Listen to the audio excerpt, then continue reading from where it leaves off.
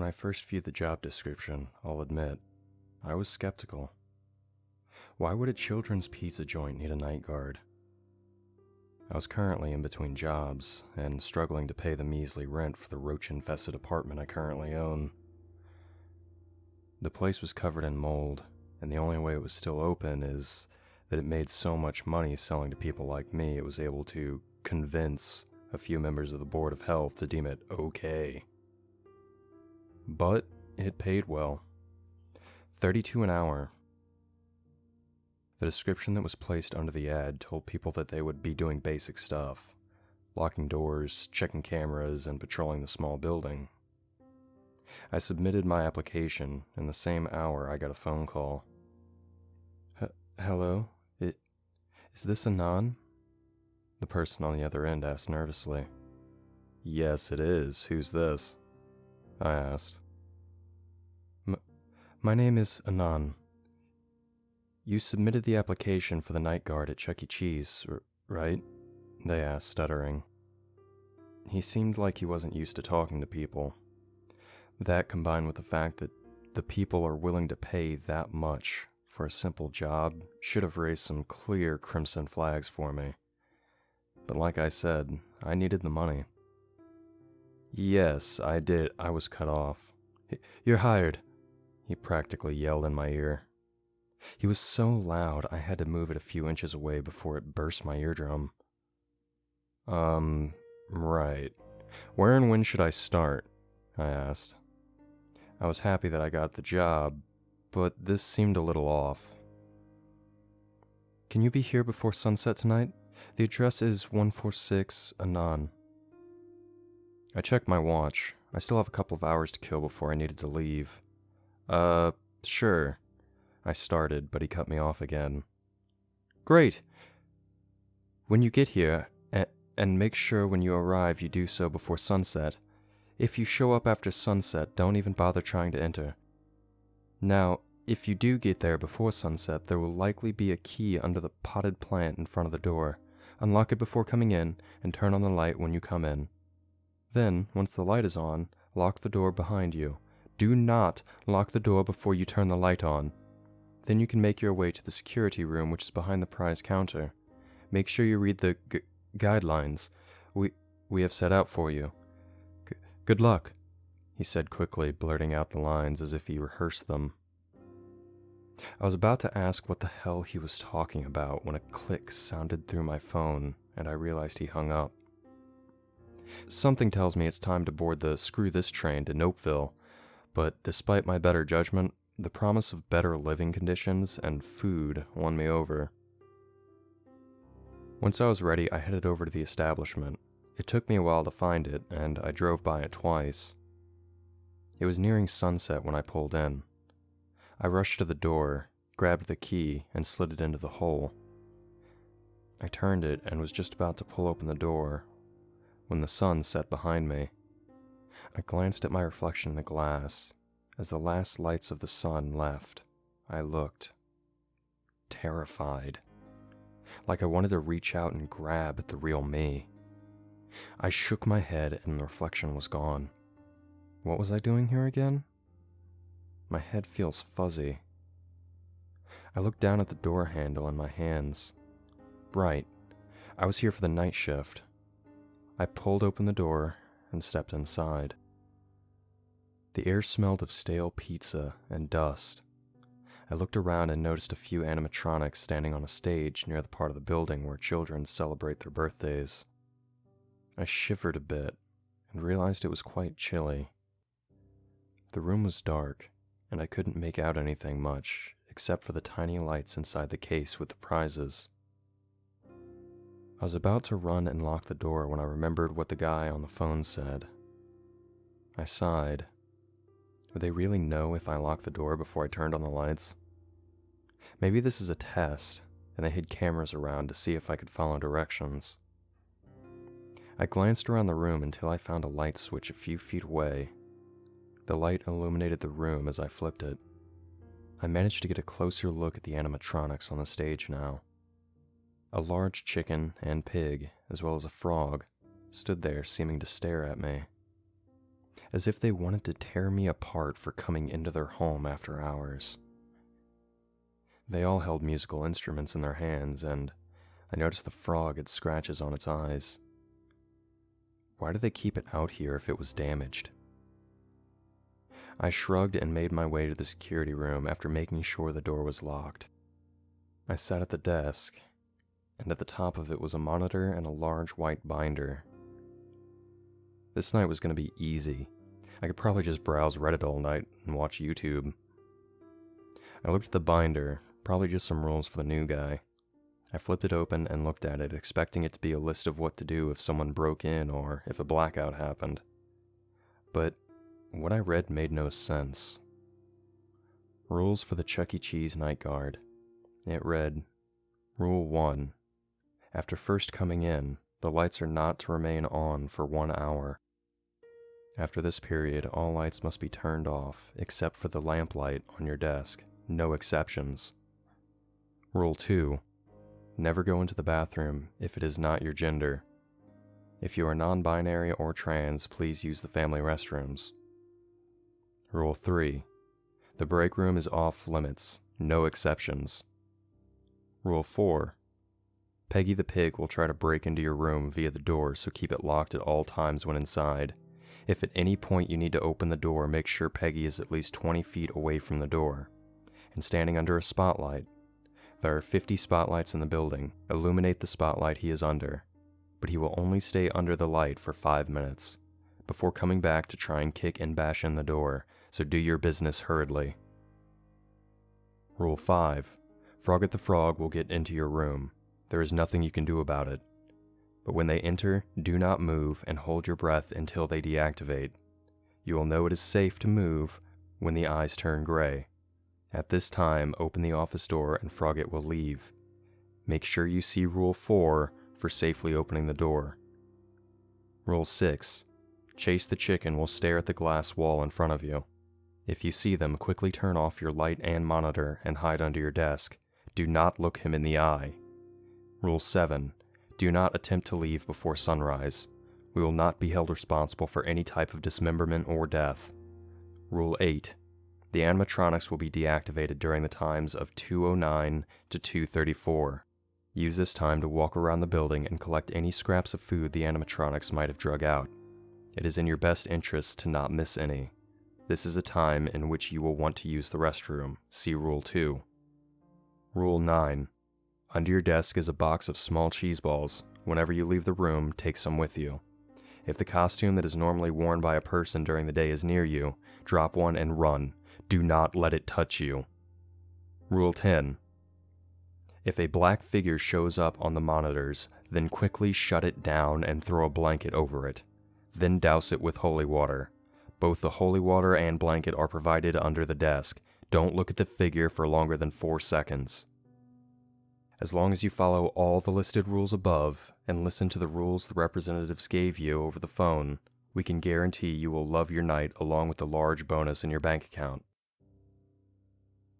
What the... Actually, I don't know even what. This has got to be a joke, right? Very funny. Play a cool prank on the new guy. I bet the day shift workers will be looking at the tapes tomorrow and laughing their butts off. I was about to just up and leave and walk around for a bit when I caught a glimpse of the monitor. The pig was gone. I could feel my blood run cold. There was no harm in locking the door anyway, right? I mean, what if someone broke in? Yeah, locking the door is a good idea. I crossed the room and locked the door. I noticed that the door was solid steel, with at least 8 locks on it. I locked all of them. Just as I was about to sit back down, a large thud sounded from the door. I jumped and looked at the monitor. I switched the camera to feature outside of this door and about passed out. Peg, the pig, was slamming its body against the door. It banged on it with strong iron fists, shaking it and kicking. I didn't realize I was prying till I heard myself out loud. My hands shook. I would be okay, right? As long as I followed the rule, I would be okay. The paper said so. Right? The lights. They weren't supposed to stay on for longer than any hour. I checked my watch. It had been 58 minutes since I had walked in. How the hell am I supposed to get the switch with that outside my door? To punctuate my thoughts, the thing let out a blood-curdling screech and pounded so hard on the door I thought the thing would bend and break, and this monstrosity would come in and tear me limb from limb.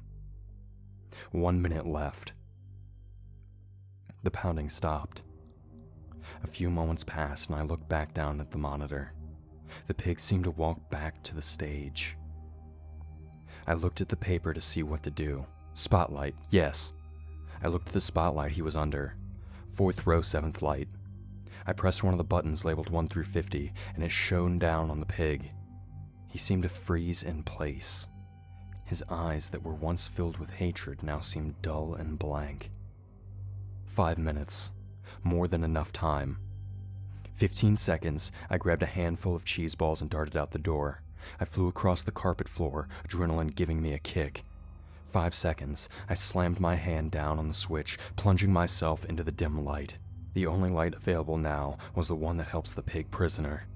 As I raced back, I passed him and noticed his teeth seemed razor sharp and filled his mouth. I slammed the door shut and locked it once I got inside. No, even if this is all some elaborate prank, I'm not going to die tonight. Better safe than sorry. I had to take a moment to breathe. When I looked up, the pig was gone. I switched off the light to save power. And then the banging came back, and my hands shook, and the pig roared.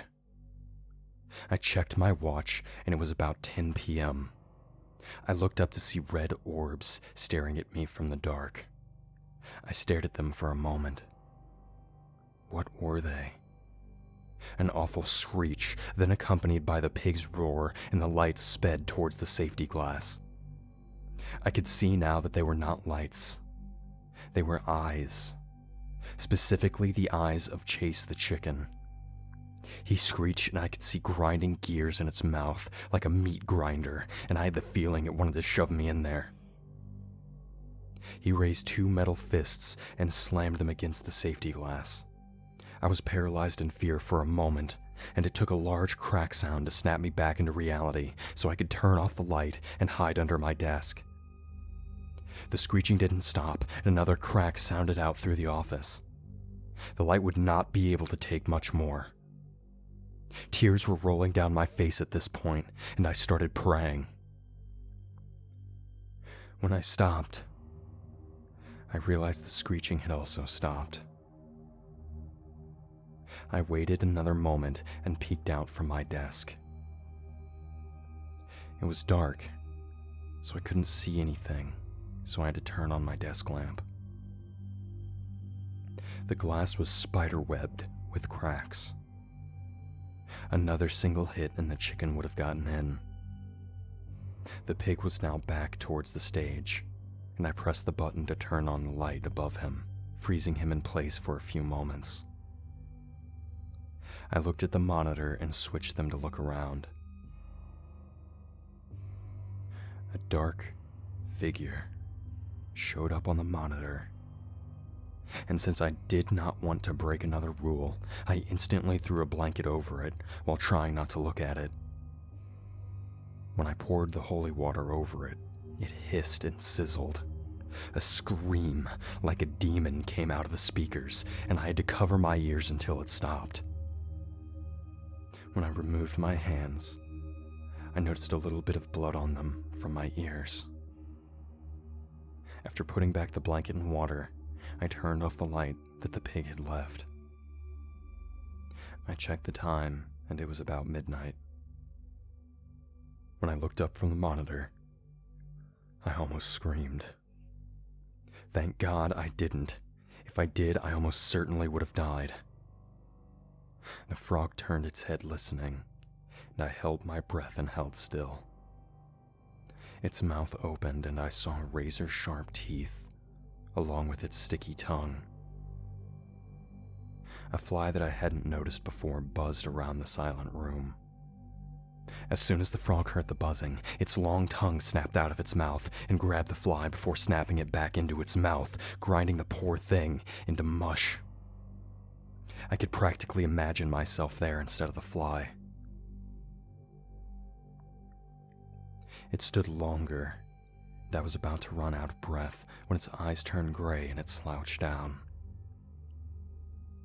I checked the monitor and made sure to lock the chicken and pig under the light, and I opened the door. The frog slowly walked out of the office, and I locked the door behind it. The rest of the night was normal, for the standards of the rules I was given, anyway. I gathered all the food when the animatronics were powered down, and decided to just pee in a cup. Just one more hour and this nightmare will be over. I hadn't seen the costumes yet, so I was worried, and hoped that they wouldn't show up. As soon as the clock hit the mark where I knew my shift was over, I slammed the door open and ran towards the front door. As I was about to grab it, I felt hands grab my shoulders. I looked in the reflection of the glass and saw a mouse costume touching me. I forgot the cheese balls. My watch suddenly beeped, showing the end of my shift. The clock was too fast. I'm going to die. I ran out and I didn't follow the rules, and I was going to die.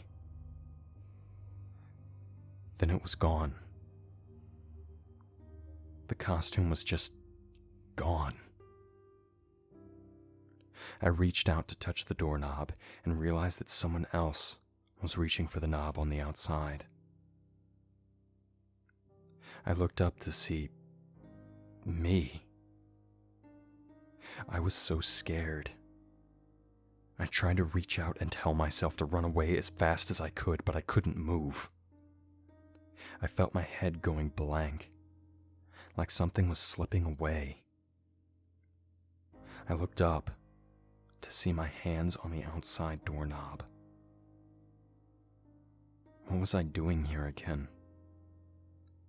My head feels fuzzy. I look down at the door handle in my hands. Right. I was here for the night shift. I pulled open the door and stepped inside.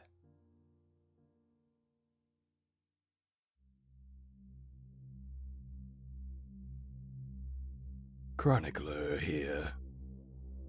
We here at Creepy Spaghet would like to thank Repair MMIRG for allowing us to tell their story. If you enjoyed this story, be sure to subscribe to stay updated on these terrible tales, and make sure to check out the author in the links below.